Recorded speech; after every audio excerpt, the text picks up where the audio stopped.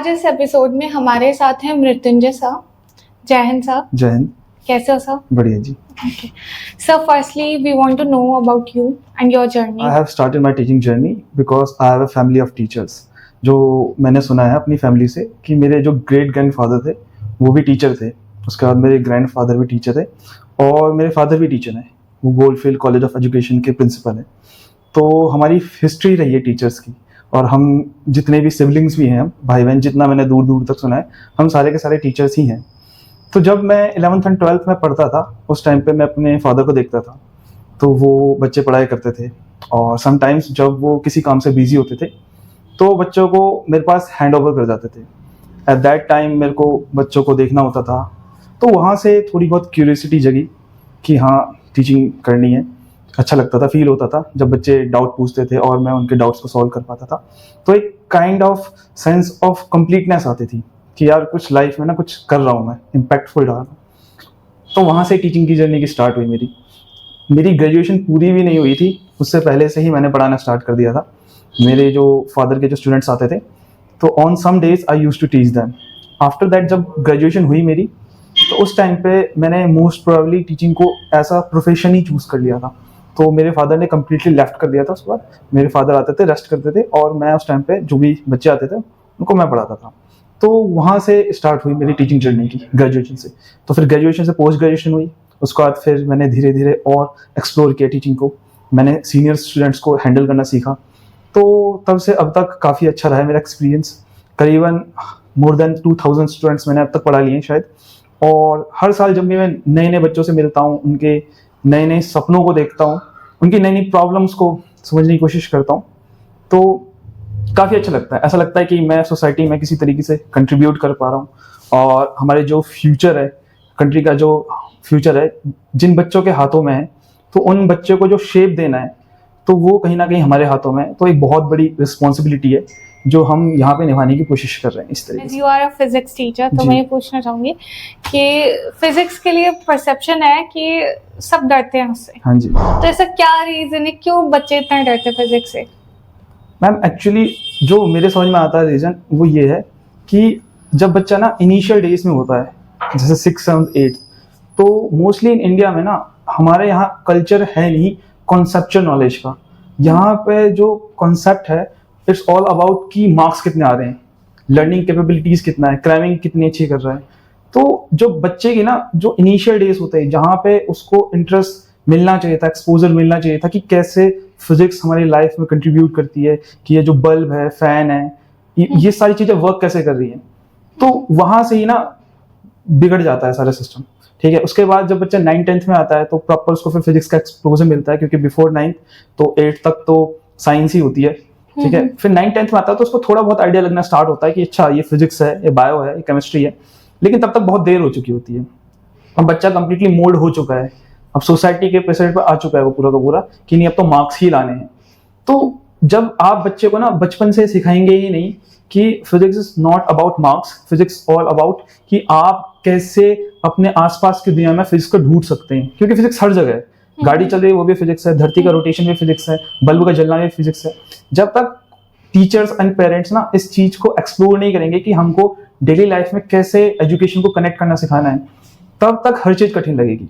ठीक है। तो जब मेरे पास कोई बच्चा आता है तो मैं पेरेंट्स से भी और बच्चे से भी बोलता हूँ कि मार्क्स तो लाने ही हैं, उसका तो कोई ऑप्शन नहीं है, क्योंकि इंडिया में आपको सर्वाइव करना है तो मार्क्स के बिना तो आप सर्वाइव नहीं कर पाओगे, क्योंकि हर कोई आपको मार्क्स के बेसिस पे ही जज करने वाला है। ठीक है। लेकिन ऑन दी अदर एस्पेक्ट आपको एक और चीज सीखनी है कि आप इस जो नॉलेज को गेन कर रहे हो ये आपके काम कहाँ रही है डेली लाइफ में। ठीक है। जो 2+2 आप 4 कर रहे हो, क्या ये कहीं लाइफ में कनेक्ट हो रहा है? ठीक है। जैसे मैं आपको एक बहुत ज्यादा सिनेरियो बनाता हूँ कि मेरे पास एक स्टूडेंट आता है, तो उसको मैं इलेक्ट्रिसिटी पढ़ा रहा था, 10th क्लास का एक चैप्टर है इलेक्ट्रिसिटी। तो उसने मजाक मजाक में मेरे से बोला कि सर इस चैप्टर को पढ़ने के बाद हमारी बिजली में नौकरी लग जाएगी, बिजली दफ्तर में। मैंने बोला कि नहीं, नौकरी तो नहीं लगेगी। तो फिर कह रहे सर हम पढ़ क्यों रहे हैं, फिर ये हमारा क्या काम इसका, इस बिजली वाले को पढ़ने का। तो ना अब कई बार ऐसा होता है कि टीचर इस चीज को ना इग्नोर कर देंगे कि नहीं कोई बात नहीं, पढ़ना है, मार्क्स लाने। बट मैंने उस बच्चे की क्यूरियोसिटी समझी कि हाँ वो जेन्युइनली जानना चाहता है कि क्यों हम ये इलेक्ट्रिसिटी चैप्टर पढ़ रहे हैं, इसका डेली लाइफ में काम क्या है। तो मैंने बच्चे को ये बोला सिंपली कि बेटा देखो, अभी तुम्हें खुद नहीं पता कि तुम्हारा इंटरेस्ट कहाँ है, मे भी तुम्हारा इंटरेस्ट कहीं और हो, लेकिन तुम्हारे बीच में से ही कोई बच्चा ऐसा भी होगा जो काइंड ऑफ इस चीज में इंटरेस्टेड होगा, एंड हमको आज भी और फ्यूचर में भी इलेक्ट्रीशियंस चाहिए, ठीक है। तो अगर बच्चे को हम सारे टॉपिक्स पढ़ाएंगे ही नहीं तो कभी बच्चे को पता ही नहीं चलेगा कि ये फील्ड भी एग्जिस्ट करती है। तो 10th में हम तुम्हें बस एक आइडिया दे देते हैं कि इतनी फील्ड एग्जिस्ट करती है।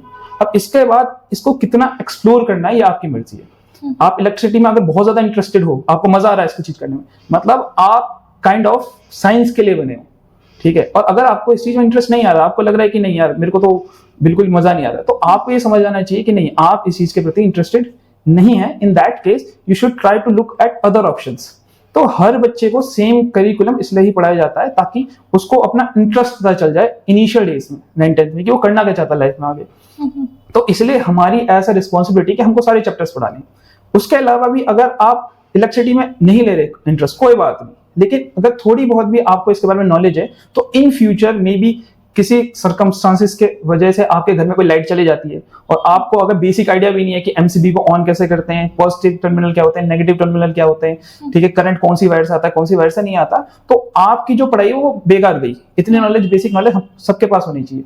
तो 9th के बाद ही क्यों डिवीजन किया जाता है स्ट्रीम्स का, कॉमर्स का, आर्ट्स का, बिजनेस का, ये 10th से पहले क्यों नहीं किया जाता? क्योंकि हम 10th तक सिर्फ बेसिक एजुकेशन देते हैं, ठीक है। ऑल्दो कि वो जो लेवल है वो एजुकेशन का बहुत ज्यादा बढ़ चुका है, अब 10th में ही काफी कॉम्प्लेक्स प्रॉब्लम पूछे जाते हैं बच्चों से, बट जो मेरे हिसाब से मुझे समझ में आता है वो ये है कि गवर्नमेंट ने इस तरीके से एजुकेशन को इंप्लीमेंट किया है कि हर बच्चे को एक बेसिक आइडिया लग जाए कि उसके अराउंड दुनिया कैसे वर्क कर रही है, हर चीज, स्मॉल से स्मॉल चीज कैसे वर्क कर रही है, गाड़ी कैसे वर्क कर रही है, इलेक्ट्रिसिटी कैसे वर्क कर रही है।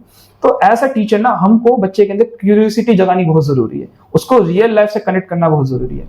तो अगर हम ये नहीं करेंगे तो डेफिनेटली ना बच्चे को हर चीज बर्डन ही लगेगी फ्यूचर में, और वो कभी ना ग्रो करने के बारे में सोचेगा ही नहीं।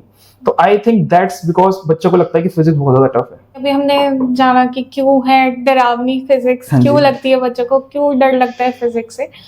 तो इसको इंटरेस्टिंग कैसे बनाए स्टार्टिंग से ही? तो आप टीचर्स को, पेरेंट्स को कुछ सजेस्ट करना चाहोगे? हाँ, डेफिनेटली मैं सजेस्ट करना चाहूंगा फॉर टीचर्स।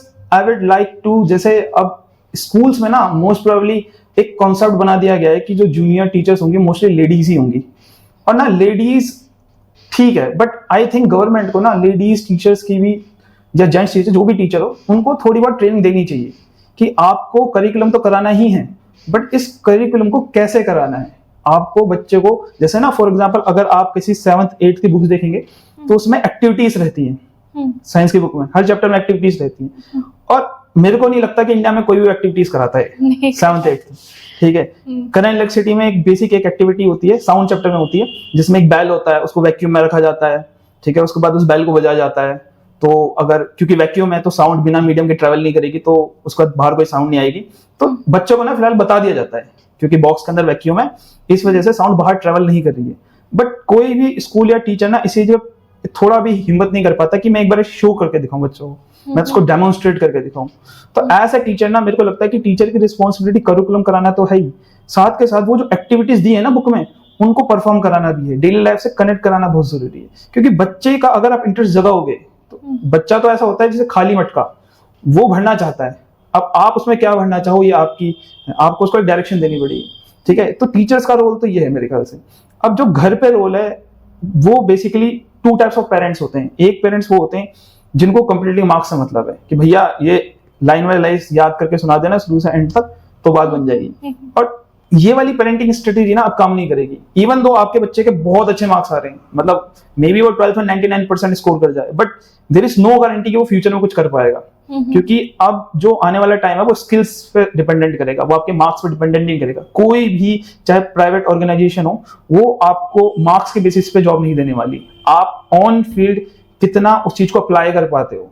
तो मेरे को लगता है कि पेरेंट्स को ना काइंड ऑफ बच्चे की क्यूरियोसिटी को टैकल करना आना चाहिए कि अगर बच्चा आपसे क्वेश्चन पूछ रहा है या बच्चे को इस लाइन में डाउट है, तो उनको ये नहीं सिखाना चाहिए कि लाइन टू लाइन ये याद कर, उसको ये सिखाना चाहिए कि इस चीज को अपने तरीके से कैसे बना सकता है, ठीक है, डेली लाइफ में उसको कैसे कनेक्ट कर सकता है, उसको एग्जांपल्स देके, मे बी डेली रात में 10 मिनट बैठ के बच्चे के साथ, क्या पढ़ा भी बताओ मुझे, ठीक है, अच्छा ये कैसे काम कर रहा है तुम मेरे को समझाओ। तो बच्चे के लिए ना थोड़ा सा इंटरेस्टिंग हो जाएगा, और बच्चे पे एक मेंटल प्रेशर भी रहेगा कि नहीं घर जाऊंगा तो पापा पूछेंगे कैसे काम करता है। तो आप उससे क्वेश्चन आंसर सुनो मत, उसको फील करो कि भैया तूने जो पढ़ा वो मेरे को समझा, कि क्या पढ़ा, इससे डेली लाइफ में तेरी नॉलेज कैसे ग्रो हुई। तो मेरे को लगता है इस चीज से अगर हम ये कंटिन्यूसली इंप्लीमेंट करेंगे, चाहे वो पेरेंट्स हो चाहे वो टीचर्स हो, हम जितना एजुकेशन को ना रियल लाइफ से कनेक्ट कर पाएंगे, बच्चों को समझा पाएंगे कि उनकी डेली लाइफ में कैसे ये चीज हेल्प करेगी इन फ्यूचर, तो मेरे ख्याल से वो क्यूरियस भी होंगे और वो जानना और चाहेंगे वो, और उनको चीजें भी इजी लगने लग जाएगी। सर जैसे फिजिक्स की बात करें जी तो जब स्कूल में बच्चे पढ़ते हैं तो उन्हें उतना अच्छा, बच्चों का कहना है ये, उनके कंसेप्ट क्लियर नहीं होते। जी जी बिल्कुल बिल्कुल। वहीं कोचिंग्स में फिर बच्चा जाता है अपने कंसेप्ट क्लियर करने के लिए, तो ऐसी क्या अप्रोचेज हैं जो कि स्कूल नहीं अडेप्ट कर रहा है, कोचिंग्स अडेप्ट कर रहे हैं, एंड इसलिए इतना डिफरेंस है दोनों की एजुकेशन में? जो मेरे को समझ में आता है वो ये है कि स्कूल्स में आजकल एजुकेशन नहीं रही है। Schools are like profit making machines. उनको इस चीज से ज्यादा मतलब है कि प्रॉफिट कितना आ रहा है। For example I will like to give example of it. मेरे बहुत अच्छे कुछ फ्रेंड्स हैं जो IIT से पास आउट है, ठीक है, और गुड़गांव में वो काफी अच्छे स्कूल्स में है। तो अब क्योंकि एक अच्छे लेवल का टीचर है कोई और IITian है, तो डेफिनेटली उसकी सैलरी डिमांड्स काफी अच्छी होगी, ठीक है, वो बच्चों को नॉलेज अच्छी देने वाला है, कॉन्सेप्ट जल्दी क्लियर करेगा, तो उसकी सैलरी मोर देन 1 लाख वो आराम से डिमांड करेगा। बट पता है स्कूल्स में आजकल ये हो गया है कि अगर उनको कोई भी टीचर मिल रहा है और वो कम चार्ज कर रहा है, तो उनको बस वो टीचर चाहिए जो क्लास में खड़ा हो जाए बस। बच्चों के डाउट क्लियर हो रहे हैं नहीं हो रहे, क्योंकि अगर मान लो कोई टीचर 1 लाख रुपए चार्ज कर रहा है और कोई टीचर 50,000 पा रहा है, तो जो बीच का 50,000 का गैप है ना, वो स्कूल अपने पास रखना चाहता है टू अर्न द प्रॉफिट। ठीक है, मैं बच्चों से बात करता हूँ डेली, तो बच्चों को भी पता है कि टीचर्स में प्रॉब्लम है, मैनेजमेंट को भी पता है टीचर में प्रॉब्लम है, टीचर नहीं हैंडल कर रहा, टीचर नहीं ले पा रहा डाउट, ठीक है, फिर भी मैनेजमेंट कुछ करना नहीं चाहती, सिर्फ इसीलिए क्योंकि वो जो बीच का मार्जिन है ना, वो मैनेजमेंट को अपने पास रखना है। तो जब तक स्कूलों का माइंडसेट ये रहेगा कि वो टीचर को पे नहीं करेंगे, क्योंकि टीचिंग ऐसी जॉब है ना, मतलब काइंड ऑफ अभी तो नहीं, जैसे आज से 10 साल पहले देखा जाए तो टीचिंग को ऐसा लेते थे कि ये तो टीचर है, इसकी अर्निंग ही क्या होगी, ठीक है। अब काइंड ऑफ पिछले 5 साल में ये थोड़ा बूस्टअप हुआ है कि टीचर अच्छा कमाता अच्छा होगा। तो ये जो माइंडसेट का शिफ्ट हुआ है, ये हुआ ही इसलिए क्योंकि टीचर खुद भी डिमांड करता है कि अगर मैं बच्चों की ग्रोथ में हेल्प कर रहा हूँ और मैं सुबह से लेकर शाम तक आपके साथ हूँ, तो मेरी सैलरी एक्सपेक्टेशन भी काफी होंगी। अब मैनेजमेंट को ये भी सोचना चाहिए, मेनली स्कूल मैनेजमेंट को, कि ये टीचर अगर हमारे स्टूडेंट्स को वैल्यू ऐड दे रहा है तो इसकी जो डिमांड्स है हमको इसको फुलफिल करना ही पड़ेगा, ठीक है। पर जो मेरा फ्रेंड की बात मैं बता रहा हूँ, उसको स्कूल से निकाल दिया गया जस्ट बिकॉज क्योंकि सैलरी बढ़ती जा रही थी 1 से 1.5 लाख हो गई थी, ठीक है। अब हर साल अपग्रेड करना पड़ता है, अब अगर हर साल अपडेट नहीं करेंगे तो डेफिनेटली फिर वो टीचर बोलेगा कि मैं नहीं छोड़ना चाह रहा हूँ। तो अब मैनेजमेंट के पास 2 चॉइस होती है, या तो उस टीचर को रखें क्योंकि जुड़े पड़े थे, और दूसरी चॉइस ये होती है कि इसको जाने दो, किसी दूसरे टीचर्स को रख दो। बट उससे आपने पूरा सिस्टम ही खराब कर दिया।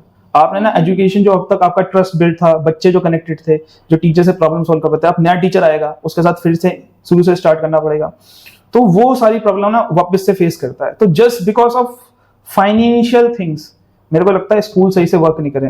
आई विल नॉट से कि सारे स्कूल अच्छे से वर्क नहीं करें, मैंने बहुत स्कूल्स के नाम ऐसे भी सुने हुए हैं, ठीक है। मेरी सिस्टर भी एक स्कूल में पढ़ाती है, तो वो बहुत तारीफ करती है अपने स्कूल की, क्योंकि वो स्कूल ऐसा है कि अगर उनको एक अच्छा टीचर मिल रहा है तो वो एनी सैलरी पे उसको रखेंगे, एनी सैलरी पे। तो बहुत स्कूल्स ऐसे भी हैं जो इस चीज का महत्व समझते हैं, लेकिन कुछ स्कूल्स ऐसे हैं जिनको बस एक बंदा चाहिए जिसके पास डिग्रीज हैं और वो क्लास में खड़ा हो जाए बस, क्योंकि स्कूल्स को भी पता है कि बच्चा ट्यूशन में ही पढ़ेगा, वो क्लास में नहीं पढ़ने वाला, हमें बस शो करना है पेरेंट्स को कि यहाँ पे एजुकेशन मिल रही है। इन रियलिटी स्कूल में कोई एजुकेशन नहीं मिल रही, ठीक है। एक बार आप खुद सोच के देख लीजिए, जिस स्कूल में, जिस क्लास में 40 बच्चे एक साथ बैठे हों, टीचर कैसे सबके डाउट्स हैंडल कर पाएगा।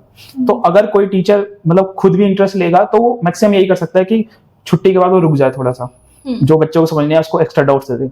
पर उस टीचर का मोटिवेशन भी तब तक ही आएगा ना जब तक आप उसकी सैलरी नहीं बढ़ाओगे। जब वो अपने साथ वाले लोगों को ग्रो करता देखेगा तो उसके मन में भी तो आएगा, उसकी भी फैमिली है, ठीक है, उसको भी ग्रोथ चाहिए लाइफ में, तो वो भी छोड़ देगा, फिर वो कहेगा कि इसमें कुछ नहीं रखा। तो दुनिया में ना हर चीजें ना दो जगह से कनेक्ट होती है, एक तो मॉरली, एक फाइनेंशियली। तो मॉरली भी मेरे ख्याल से मैक्सिमम लोग है ना तब तक ही जिंदा रहता है जब तक वो फाइनेंशियली स्टेबल हो। जैसे उनका फाइनेंशियली पोजीशन गिरने लगता है ना, तो मॉरली भी धीरे धीरे गिरने लग जाता है फिर वो, ठीक है। तो मेरे ख्याल से कोई भी एजुकेशन है, मैनेजमेंट है, उनके पास अगर बेस्ट टीचर्स हैं, मेनली स्कूल्स, और उनको पता है कि ये हमारी स्कूल की ग्रोथ कर सकता है या हमारे बच्चों से अच्छे से कनेक्टेड है, तो उस स्कूल को, उस टीचर को पकड़ के रखना चाहिए, ठीक है, बीच का गैप नहीं मारना चाहिए। सर इवन तो ये भी कहा जाता है टीचर्स को कि आप तो भलाई का काम कर रहे हो, जी, जी, पैसे जी। मत देखो। जी जी जी लेकिन मुझे ऐसा लगता है कि टीचर्स जो है वो बच्चों को इसीलिए शायद अच्छा बना रहे हैं ताकि वो भी पैसे कमाए, बिल्कुल, एक बिल्कुल, अच्छा लिविंग स्टैंडर्ड वो बिल्कुल बिल्कुल मेंटेन कर पाए अपना। इस चीज के लिए शायद टीचर्स पढ़ा रहे बिल्कुल हैं, बिल्कुल बिल्कुल। लेकिन वहीं टीचर्स को बोला जाता है कि आप पैसे मत देखो। जी जी, ये तो मेरा खुद का भी एक्सपीरियंस है। एक्चुअली मैं एक स्कूल में पढ़ाता भी था आज से 4-5 साल पहले। तो उस टाइम पे जब मैंने रेजिग्नेशन के लिए डाला कि मेरे को नहीं पढ़ाना है स्कूल में, तो उन्होंने मेरे को बोला कि सर आप क्यों नहीं पढ़ाना चाहते। तो मैंने कहा सर यहाँ पे ना मेरे को पढ़ाई का माहौल अच्छा नहीं लग रहा, यहाँ पे बच्चों को जिस तरह से पढ़ाना चाहिए वैसे नहीं पढ़ाया जा रहा है, ठीक है, तो मेरे को इस वे ऑफ एजुकेशन सही नहीं लग रहा। तो उन्होंने बोला सर आपको क्या चेंजेस चाहिए फिर। मैंने कहा सर मुझे ना ये चेंजेस चाहिए, आप बच्चों को डिवाइड करो, एक क्लास में इतने सारे बच्चे मत भरो, ठीक है, बच्चों को समझ में नहीं आ रहा है, फ्यूचर हमारी कंट्री का ग्रोथ रुक जाएगा। तो उन्होंने ना फिर फाइनेंशियल कंडीशन के बारे में सोचा कि हमारी फाइनेंशियल कंडीशन खराब हो जाएगी। ऑल दो वो जो मैनेजमेंट का है सर है, उनके पास इनफ कार्स है, इनफ प्रॉपर्टी है, ठीक है, पूरे ऑल ओवर इंडिया स्कूल्स हैं। जस्ट बिकॉज क्योंकि वो जो स्कूल था ना एक छोटे से इलाके में था, उसमें इधर उधर से ही कॉलोनी के बच्चे आते थे, तो उन्होंने इतना समझा ही नहीं कि मुझे इसको इतना ग्रो करना चाहिए। तो फ्यूचर ना उन्होंने मतलब काइंड ऑफ दिमाग में सेट कर लिया था कि नहीं मुझे नहीं ग्रो करना है इसको, बच्चे पढ़ेंगे तो पढ़ लेंगे, नहीं तो कोई बात नहीं। अब एक क्लास में 40 बच्चे कभी नहीं पढ़ सकते, मतलब काइंड ऑफ कॉलेज वाले बच्चे पढ़ सकते हैं क्योंकि कॉलेज वाले बच्चों का ब्रेन उतना डेवलप हो चुका होता है कि वो इजीली कॉन्सेप्ट समझ पाते हैं। बट स्कूल लेवल का बच्चा को क्यूरियोसिटी होती है, वो डाउट पूछेगा आपसे, आपको उसको टाइम देना पड़ेगा। और एक और कॉन्सेप्ट ये आता है ना कि बच्चा टीचर से तब तक ही मोटिवेट होता है जब तक वो टीचर को देख पाता है कि हाँ टीचर भी कुछ है। फॉर एग्जाम्पल अगर टीचर के पास खुद कुछ नहीं है तो काइंड ऑफ यहाँ तो ये होता है कि सर मैं टीचर बनूं ही क्यों, मैं पढ़ाई करूं क्यों, मेरे पास तो आपसे ज्यादा पैसा है, मैं तो फ्री में कमा लूंगा ये, ठीक है। तो काइंड ऑफ अगर टीचर को आपको ऐसा रोल मॉडल बनाना पड़ा है तो टीचर को अपनी पर्सनैलिटी पे भी वर्क करना पड़ेगा कि वो कैसे आ रहा है, कैसे बैठ रहा है, वो कैसे जा रहा है, तो तभी स्टूडेंट ज्यादा कनेक्ट हो पाते हैं कि हाँ पढ़ाई इसलिए जरूरी है क्योंकि कल को ये मेरे को एक सिक्योरिटी प्रोवाइड करेगा, ठीक है। तो ये सारे फैक्टर्स मिला के ही एक प्रॉपर एजुकेशन सिस्टम बन सकता है जहाँ पे हर चीज का प्रॉपर ही क्या ध्यान रखा जाए, तब जाके ही हो सकता है। आजकल बहुत ज्यादा मैं देख रही हूँ, मैंने खुद एज अ टीचर ये चीज फेस की कि बहुत सारे सिलेबस से चैप्टर्स ही हटा दिए जा रहे हैं। जी जी जी, तो मुझे वो प्रॉब्लमेटिक दिख रहा है। जी जी जी, क्योंकि वो इम्पोर्टेंट टॉपिक्स हैं, आगे उनके लिए काम आएंगे फ्यूचर में, लेकिन अभी से हटा रहे हैं, तो उसके लिए सर आप क्या कहोगे? मैं ये कहूंगा कि पहली बात तो चैप्टर्स हटाने नहीं चाहिए। दूसरा आई थिंक कि हमें बहुत ज्यादा नीड है कि इसको हम जो भी हम मटेरियल दे रहे हैं इसको अपग्रेड करें, ठीक है। फॉर एग्जांपल जैसे मैं फिजिक्स को ही देखूं तो मेरे फादर ने सेम कॉन्सेप्ट पढ़े थे, मेरी सिस्टर ने सेम कॉन्सेप्ट पढ़े और मैं भी आज सेम ही कॉन्सेप्ट पढ़ रहा हूँ, पर physics is much more than that. हमने नए टूल्स इन्वेंट कर लिए, हम फिजिक्स के और मतलब रियलिटी के और करीब आ गए, हमें और ज्यादा अच्छे से पता है कि हमारे जो अराउंड चीजें वो कैसे वर्क कर रही हैं, आर्टिफिशियल इंटेलिजेंस आ चुका है। तो हम काइंड ऑफ ना वही सेम नॉलेज को ही ग्रैब कर रहे हैं जो आज से 50 साल पहले चल रही थी। तो इससे मेरे को लग रहा है ना कि हमारे पास वो लोग तो आ रहे हैं जिनके पास मटेरियल होगा, बट वो सोसाइटी में कंट्रीब्यूट क्या कर पाएंगे ये पता नहीं। क्योंकि अगर आप किसी भी ऑर्गेनाइजेशन को खोल रहे हो और उस ऑर्गेनाइजेशन में मान लो कोई ऐसा बंदा आ रहा है जो 50 साल पहले पढ़ के आ गया था, तो कोई भी ऑर्गेनाइजेशन को नहीं रखना चाहिए, उसको लगेगा कि भाई इसकी नॉलेज तो 50 साल पहले वाली है। तो right now we have the same, हमारे पास आज भी वही बच्चे हैं जिनके पास नॉलेज 50 साल पहले वाली है। इवन मैं अभी एक हफ्ते पहले ही अपने बच्चों से बातचीत कर रहा था, तो उनका एग्जाम था आईटी का, आर्टिफिशियल इंटेलिजेंस, आजकल इन्होंने सीबीएसई ने शायद इंप्लीमेंट किया है मैंडेटरी स्कूल्स में। तो तब बच्चों ने मेरे को बोला सर हमें आर्टिफिशियल इंटेलिजेंस पढ़ा दो क्योंकि मेरे को नॉलेज है अच्छी खासी। तो मैंने कहा कि हाँ मैं गाइड कर दूंगा तुम्हें। तो जब मैंने उनसे एक बार ऐसे ही पूछ लिया कि आर्टिफिशियल इंटेलिजेंस में तुम्हें पढ़ा क्या रहे हैं, तो कह रहे सर कुछ नहीं, ये बुक होती है, इसको पैराग्राफ को याद करना होता है, इसको सुना के इसको लिख देना होता है। तो this is not artificial intelligence. जब तक आप बच्चे को कंप्यूटर में बिठा नहीं रहे, उसको प्रॉपर एक डाटा नहीं दे रहे, उसको एक्सपेरिमेंटेशन नहीं करा रहे, तो तब तक ये प्रॉपर सही मेथड नहीं है। आपने बस ये है कि क्योंकि गवर्नमेंट ने कहा था तो हमने भैया इंप्लीमेंट तो कर दिया, एक तरह से बस करना था, ठीक है, बट किसी तरीके से भी उसको आपने रियल लाइफ में इंप्लीमेंट नहीं किया है उसे, ठीक है। तो इस वजह से मेरे को लगता है कि काफी प्रॉब्लम आ रही है हमारे बच्चों को काफी। मैंने रिसेंटली एक वीडियो इसी के लिए देखी थी, किसी ने वीडियो डाली हुई थी कि लेटर जो हम पढ़ते हैं स्कूल्स में, आज के टाइम में क्या ही यूज है, कोई लेटर नहीं लिखता। कौन प्रिंसिपल को जिसको छुट्टी लेनी है खुद छुट्टी ले लेता है, तो क्या यूज है? बिल्कुल, यूज बिल्कुल। है तो ईमेल्स का है, मेल कैसे करना है किसी को, लेकिन वो तो दूर दूर तक आई थिंक नहीं पढ़ाया जाता। बिल्कुल बिल्कुल। सेम वही नोटबुक में कि राइटिंग अच्छी करो, लेकिन अभी जैसे मेरे को भी बहुत ज्यादा पुश किया गया था कि राइटिंग अच्छी करो, राइटिंग प्रैक्टिस करो, लेकिन जब अब देख रही हूँ राइटिंग का तो कोई काम कोई ही काम नहीं नहीं, है। बिल्कुल। राइटिंग तो सिर्फ मैं अपने शौक के लिए कर सकती हूँ, लेकिन मुझे तो मेन काम तो लैपटॉप पे करना है। अगर जी, कुछ बिल्कुल। आज के टाइम में नोट्स बनाने हैं तो वो पीसी पे हो गए, सब काम वैसे होगा। बिल्कुल बिल्कुल। तो वो चीज अब फिलहाल अभी भी वही आउटडेटेड सिलेबस बिल्कुल चल रहा बिल्कुल है। बिल्कुल। एक्चुअली जब आप जाएंगे भी ना, जैसे आप मान लो आपने अपनी ग्रेजुएशन करी, मोस्टली यही हो रहा है यंगस्टर्स के साथ, जो ग्रेजुएशन कंप्लीट कर रहा है अब वो कंपनी में जाता है कि मेरे को जॉब दो। कंपनी बोलती है आपका स्किल्स नहीं है, ठीक है। तो वो स्किल्स किसकी जिम्मेदारी थी? स्कूल्स की जिम्मेदारी थी, गवर्नमेंट की जिम्मेदारी थी, कॉलेज की जिम्मेदारी थी कि उनको अपना करिकुलम इस तरीके से अपडेट करना चाहिए था कि आज करंटली क्या चल रहा है। जैसे आज से 10 साल पहले और 10 साल बाद में जो कैरियर्स हैं वो इतने ज्यादा चेंज हुए हैं। अब कंटेंट क्रिएशन आ चुका है, ठीक है, वीडियो एडिटिंग आ चुका है, ग्राफिक डिजाइनिंग बहुत ज्यादा है, गेमिंग बहुत ज्यादा बढ़ चुका है। कहाँ पढ़ा रहे हैं हम इसे बच्चों को? कोई आइडिया नहीं बच्चों को, ठीक है। फिजिक्स की ब्रांचेस कितने ज्यादा बन चुकी है, इवन आर्टिफिशियल इंटेलिजेंस में कितनी सारी ब्रांचेस आ चुकी है, मशीन लर्निंग आ चुका है, कंप्यूटर विजन आ रखा है, नेचुरल लैंग्वेज प्रोसेसिंग आ चुका है। ये सारी चीजें चाइना या अदर कंट्रीज में क्यों अच्छे से इंप्लीमेंट हो पाती है, हमारी कंट्री क्यों पीछे रह जाती है? हम सिर्फ क्यों फॉर्मेलिटी के ये सब काम करते हैं? तो सबसे पहले जो बच्चे की नींव थी, जहां से स्किल्स मिलनी चाहिए थी, वो दी नहीं, ठीक है। बच्चा थ्रू आउट दी सपने बुन रहा है कि मैं अच्छे मार्क्स लाऊंगा तो मेरे को जॉब मिल जाएगी, तो वो स्किल्स है ही नहीं उसके पास। कल को वो जॉब मांगेगा, कंपनी बोलेगी आपको स्किल्स नहीं है। तो राइट नाउ ना ये हो रहा है कि ना किसी भी पर्सन को अपनी जिम्मेदारी खुद लेनी पड़ रही है। तो आजकल जॉब भी उसी को खुद मिल रही है जो अपनी जिम्मेदारी 100% जिम्मेदारी खुद ले ले।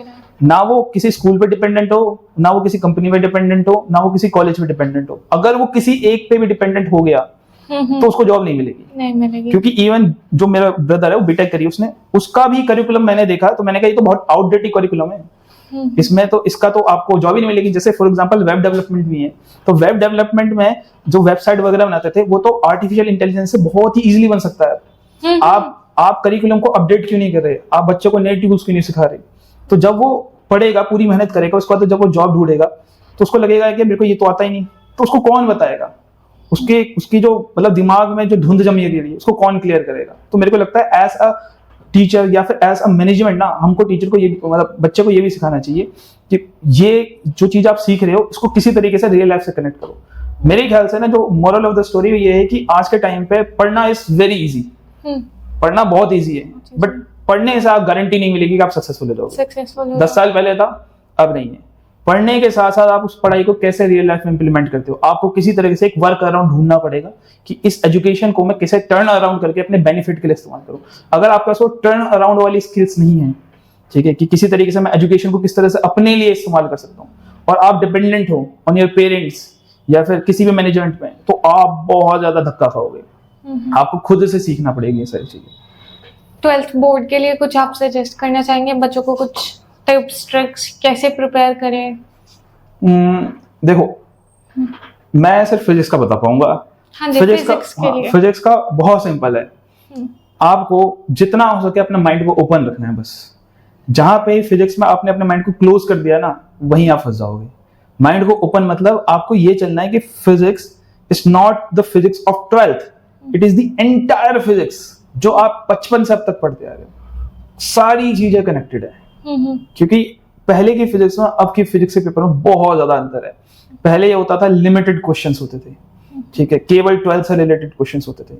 नाउ ऐसा भी हो सकता है कि कोई कॉन्सेप्ट जो आपने 11th में पढ़ा हो, आधा क्वेश्चन वो हो, आधा क्वेश्चन 12th का हो और आधा क्वेश्चन आउट ऑफ सिलेबस हो। तो जैसे ही आपने खुद को बाउंड कर लिया कि ये सिलेबस है, मैंने इतना पढ़ लिया, मेरे अच्छे मार्क्स आ जाएंगे, तो वही प्रॉब्लम है। फिजिक्स में जितना अपने माइंड को आप ओपन रखोगे कि नहीं, मेरा सिलेबस इलेक्ट्रिक फील्ड से स्टार्ट होकर सेमीकंडक्टर तक खत्म नहीं होता है, ये तो है ही मोस्ट इंपॉर्टेंट सिलेबस है, पर इसके अलावा भी बहुत सारी चीजें हैं जो इसमें ही इंक्लूडेड होंगी कहीं ना कहीं घूम के। For example there will be concept जिसमें क्वेश्चंस होंगे न्यूटन लॉ से। अब न्यूटन लॉ बच्चा पढ़ता है 11th में, तो अगर कोई बच्चा अपने दिमाग को ना बिल्कुल बंद कर देता है कि न्यूटन लॉ तो आएगा ही नहीं, उसने वो तीनों फॉर्मूले भूल गया, V = U + AT वाले सारे फॉर्मूले भूल गया और उसने दिमाग को क्लोज कर लिया अपने, तो वो फंस जाएगा। उसको लगेगा ये क्वेश्चन तो आउट ऑफ सिलेबस है, but no question is out of syllabus अगर आप अपने दिमाग को ओपन रखो।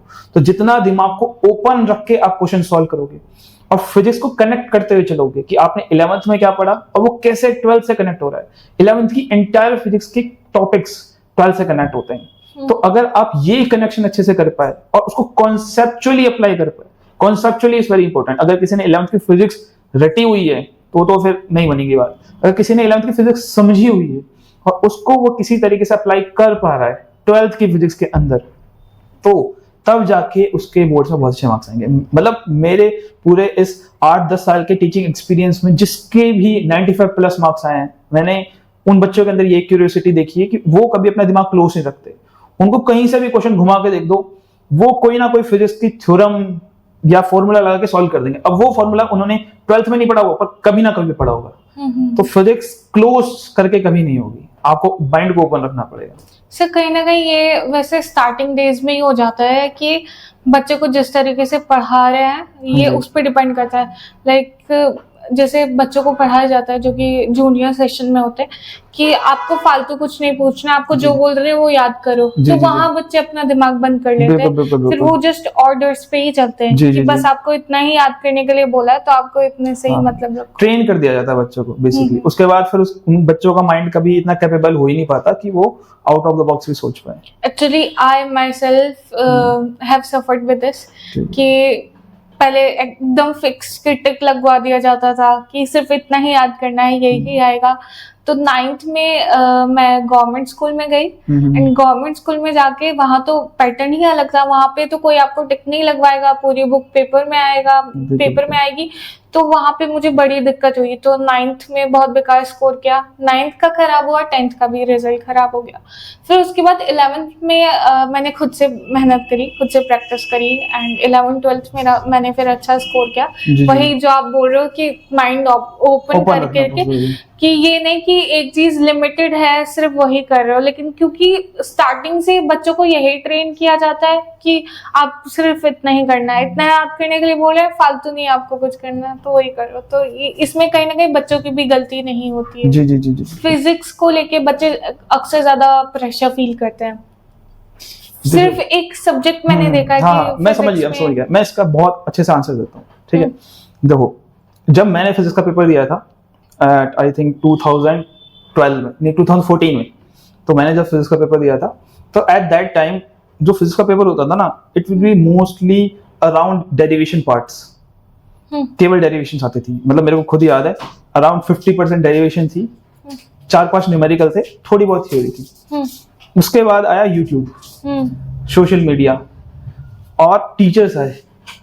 अब डेरिवेशंस आर लाइक कि बच्चे को रट गई है, ठीक है। बच्चा जो कैपेबल था वो डेरिवेशन को रट चुका है।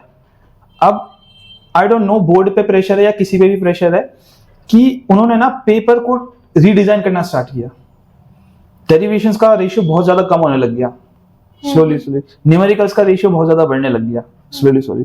क्योंकि मुझे लगता है कि जैसे सीबीएसई भी है तो वो भी एंटायरली ऐसा पेपर नहीं बना सकता कि जिसमें क्या हो हर बच्चे के 99 आ जाए। उनको भी, क्योंकि रेपिटेशन है, उनको भी एक इस लेवल का पेपर बनाना पड़ेगा कि हाँ, जो केवल ब्रिलियंट वाले बच्चे हों वो 95 क्रॉस कर पाए, ठीक है। तो अब क्योंकि we have enough good teachers in YouTube या फिर all the social media platforms, तो जो कॉमन टॉपिक्स है ना वो तो हर कोई पढ़ लेता है, ठीक है। अब बात आती है वहां पे out of the box question की। तो फिजिक्स में ना आउट ऑफ द बॉक्स बहुत सारी चीजें घूम के कैसे भी आ सकती हैं। अब यहाँ पे वो बच्चा परेशान है केवल जो फिजिक्स को समझता नहीं है, जो फिजिक्स को बस ये समझता था कि मैंने ये डेरिवेशन रट ली, ये 4 क्वेश्चन कर लिए तो इसी में से आएगा। इस वजह से ही बच्चे प्रॉब्लम है। जिन बच्चों का माइंडसेट ये है ना, वही बच्चा सफर कर रहा है आज के टाइम पे। जिन बच्चों का माइंडसेट ये नहीं है, जिन बच्चों का माइंडसेट, जैसे मेरे से कोई बच्चा पूछता है कि सर फिजिक्स में इंपॉर्टेंट बता दो, मैं बोलता हूँ पूरी बुक ही इंपॉर्टेंट है, कुछ भी आ सकता है। सर डेरिवेशन कितनी आएगी? 2 मार्क्स की भी आ सकती है, 20 मार्क्स की भी आ सकती है, कुछ पता नहीं। न्यूमेरिकल्स कितने आएंगे? 7 मार्क्स के भी आ सकते हैं, 50 मार्क्स के भी आ सकते हैं। कॉन्सेप्चुअल क्वेश्चन कितने आएंगे? 2 भी आ सकते हैं, पूरा पेपर भी आ सकता है। कुछ नहीं पता।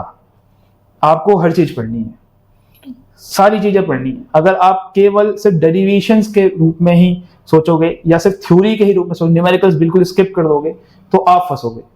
ठीक है, क्योंकि सीबीएसई को खुद भी ऐसा पेपर बनाना है जो केवल ब्रिलियंट बच्चे ही सॉल्व कर पाए, हर कोई सॉल्व नहीं कर पाए।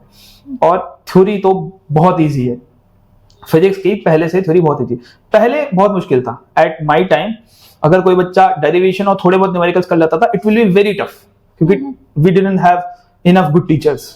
इंस्टीट्यूट का भी कुछ ऐसा नाम नहीं था उस टाइम पे, ज्यादा कोचिंग्स वगैरह भी नहीं चलती थी, यूट्यूब वगैरह भी नहीं था, इवन नेट भी नहीं था। तो मेरे को अपना भी याद है कि बहुत मेहनत लगती थी उनको पढ़ने में। अब तो मतलब किसी भी यूट्यूब पे आप डाल के देख लो, most important questions for 12th physics, वो पूरी एक शीट दे देंगे, पढ़ लो उनको। अब बच्चा अगर उन्हीं को पढ़ के जाएगा, उसको लग रहा है पेपर का लेवल वही है, नहीं, पेपर का लेवल बहुत बढ़ा दिया गया है। इवन मैं पिछले 2-3 साल से ये रियलाइज कर रहा हूँ कि मैथ्स में भी ये चेंज आ रहा है। केमिस्ट्री में मैंने नहीं देखा, केमिस्ट्री में मैं कंसिस्टेंटली देख रहा हूँ कि बच्चा 90+ स्कोर कर जाता है। केमिस्ट्री का सिलेबस बहुत लिमिटेड है जितना मेरे को लगता है, क्योंकि मेरे साथ केमिस्ट्री वाले टीचर्स काम करते हैं, तो उनका syllabus kind of NCERT oriented ही होता है। फिजिक्स का सिलेबस बहुत ज्यादा है, मतलब बच्चा कितनी बुक कर ले कुछ पता नहीं है, कहां से आएगा कुछ पता नहीं है। 11th का भी आ सकता है, 12th का भी आ सकता है, जेईई मेन के क्वेश्चन भी आ सकते हैं, नीट के क्वेश्चन भी आ सकते हैं। और पिछले 2-3 सालों में मैथ्स के साथ भी यही हुआ है। अब मैथ्स में भी टीचर्स ने, जो भी पेपर को डिजाइन कर रहा है, उन्होंने स्टार्ट किया है कि मैथ्स को भी 11th-12th को कनेक्ट करके क्वेश्चन दो। क्योंकि मेरे साथ के एक टीचर्स हैं, तो पिछली बार जब मैथ्स का रिजल्ट थोड़ा गिरा था, तो मैंने टीचर से डिस्कशन किया था कि क्या हो रहा है इस बार। तो सर ने मेरे को बताया कि अब पेपर का लेवल बढ़ा रहे हैं। तो क्योंकि पेपर का लेवल बढ़ा है, क्योंकि एजुकेशन इज नाउ फ्री, ठीक है, तो बच्चे को ये सोचना पड़ेगा कि क्योंकि एजुकेशन फ्री है ना, तो मुझे अब ज्यादा पढ़ना पड़ेगा, या तो ये मॉडर्नाइजेशन होता ही नहीं। अब क्योंकि मॉडर्नाइजेशन हो चुका है, आपके पास रिसोर्सेस अवेलेबल हैं, तो आप नहीं पढ़ रहे हो, आपको छोड़ के सब पढ़ रहे हैं, तो बच्चा वही परेशान है जो नहीं पढ़ रहा है। जो मेहनती बच्चा था वो कल भी पढ़ रहा था, उसके लिए पहले मुश्किल था, अब क्योंकि उसके लिए एजुकेशन इतनी इजीली अवेलेबल हो गई है ना, अब वो बोल रहा है कि मेरे को कोई भी भेज दो, तुम कहीं से भी टक्कर भेज दो, मैं किसी को भी हरा दूंगा। तो वो आज भी 90+ स्कोर करेगा, वो पहले भी करता, आज भी करता। तो फिजिक्स टफ नहीं है, बस बच्चों का लेवल वहीं पे है। बच्चे ना वो जो फ्री एजुकेशन मिली है ना, उसको ढंग से यूटिलाइज नहीं कर पा रहे हैं, अपग्रेड नहीं कर, हाँ, अपग्रेड नहीं कर पा रहे। जैसे मैं आपको बताता हूँ, अभी भी 2 पेरेंट्स हैं, एक पेरेंट्स वो है कि सर इसको इंपॉर्टेंट करा देना, एक पेरेंट्स वो है कि नहीं सर आप जैसा कराओ वैसे करा लेना। तो जो इंपॉर्टेंट वाले ना, वो नहीं है कामयाब आज के टाइम में, क्योंकि फिजिक्स में एवरीथिंग इज इंपॉर्टेंट, कहीं से भी कुछ भी आ सकता है, आपको पढ़ना ही पड़ेगा, तो वो बच्चा कामयाब है। तो बच्चों की प्रॉब्लम है, बच्चों को ये समझना पड़ेगा कि क्योंकि हमारे पास फ्री एजुकेशन है, तो हमको उसको एज मच एज यूटिलाइज करना ही चाहिए। जितना भी यूटिलाइज करेंगे उतना फायदा रहेगा। अगर हम नहीं करेंगे तो हमारे साथ वाला जरूर कर रहा है, और वो कर रहा है तो वो ले आएगा मार्क्स। सर स्कूल्स में सिलेबस जो है वो एकदम से खत्म करते हैं स्कूल, जी जी जी बिल्कुल, लेकिन स्टूडेंट उतनी जल्दी कवर नहीं कर पाते, एंड उस चलते स्टूडेंट प्रेशर में आते हैं, स्ट्रेस में आते हैं। जी जी जी। तो उसके लिए सर आप क्या कहना चाहोगे? जो मुझे लगता है ये सारा मतलब जो प्रोसेस है ना, is all depend upon the management.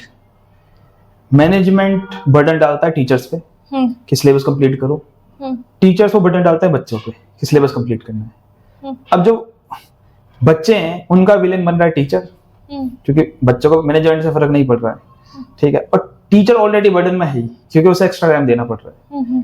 तो अगर ये बात मैनेजमेंट समझ जाए कि सिलेबस जल्दी कराने से उनका रिजल्ट अच्छा नहीं आएगा, बच्चों की प्रोग्रेस में भी कोई हेल्प नहीं मिलेगी, तो मेरे को लगता है वो मैनेजमेंट सक्सेसफुल है।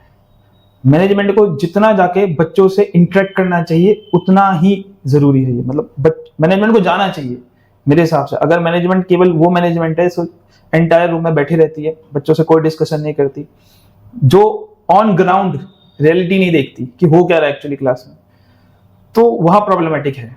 अगर मैनेजमेंट जाए, बच्चों से कंसल्टेशन लिए, जैसे हर चीज का फीडबैक होता है ना, आप फ्लिपकार्ट में कुछ मंगाते हो उसका फीडबैक होता है, तो व्हाई नॉट अबाउट दिस कि आप क्लास के बारे में फीडबैक दो, टीचर्स के बारे में फीडबैक दो, हमारी एजुकेशन क्वालिटी के बारे में फीडबैक दो। ये भी तो बहुत जरूरी है।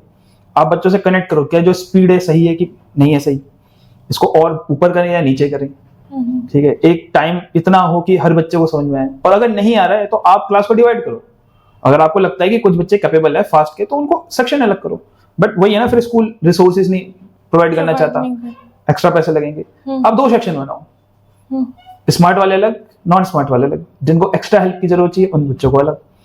तो स्कूल्स को ही एफर्ट करने पड़ेंगे इस चीज को समझने के लिए, मैनेजमेंट को ही ऑन ग्राउंड रियलिटी देखनी पड़ेगी कि हो क्या रहा है। अगर मैनेजमेंट सिर्फ बैठे रहेगी तो एंटायर बर्डन आएगा टीचर्स पे ही, और टीचर फिर वो बर्डन शिफ्ट करेंगे बच्चों पे, और स्टूडेंट फिर इस चीज को लेकर सफर करेंगे, वो बहुत ज्यादा बर्डनाइज फील करेंगे। और सबसे बड़ी प्रॉब्लम है कि फिर बच्चा किसी को बोल भी नहीं सकता है, क्योंकि ना तो टीचर समझेगा ना पेरेंट्स समझेंगे, बच्चा सिर्फ अंदर ही अंदर घुट सकता है कि मुझे पढ़ना है तो पढ़ना ही है। तो उस पूरी प्रोसेस में ना बच्चा ये भूल जाता है कि एजुकेशन का मतलब समझना भी था, वो बस भागता रहता है कि बस किसी तरह ये चैप्टर हो जाए तो अगला चैप्टर कर लूं, किसी तरह ये चैप्टर हो जाए तो अगला चैप्टर कर लूं। तो इस फास्ट प्रोसेस का ना मेरे को नहीं लगता कोई बेनिफिट हो रहा है हम लोगों को, स्लो ही बेटर था, थोड़ा स्लो करना, बच्चों से पूछना। क्यों आपको क्यों लगता है कि क्यों ऐसा कर रहे हैं, क्यों भाग रहे थे नहीं जल्दी, क्या जरूरत है? मेरे को जो फील होता है वो यही है कि मैनेजमेंट कनेक्ट नहीं कर पा रही बच्चों से। मैनेजमेंट को फील होता है कि मतलब it's like experimentation for them, कि एक बार एक्सपेरिमेंट करके देखते हैं, जल्दी करा के देखते हैं, इनके 5-6 प्रीबोर्ड करा के देखते हैं। मैंने वो भी स्कूल्स देखे जिनमें बहुत स्लो सिलेबस हुआ है, उसमें भी बच्चों के काफी अच्छे मार्क्स आए, ठीक है। और अगर आपके पास नहीं है अवेलेबल रिसोर्सेज, तो मैंने वो स्कूल भी देखे जो टीचर्स को थोड़ा एक्स्ट्रा रखता है, एक्स्ट्रा सैलरी प्रोवाइड करता है, और टीचर्स को बोलता है आप एक्स्ट्रा क्लासेस ले लो थोड़ा सा, ठीक है। काफी स्कूल ऐसे भी देखे जिनका नवंबर तक सिलेबस खत्म होता है आराम से, पर हर बच्चे को सब चीजें समझ में आई होती है, ठीक है। तो मेरे ख्याल से ये स्कूल टू स्कूल डिपेंड बहुत ज्यादा कर रहा है।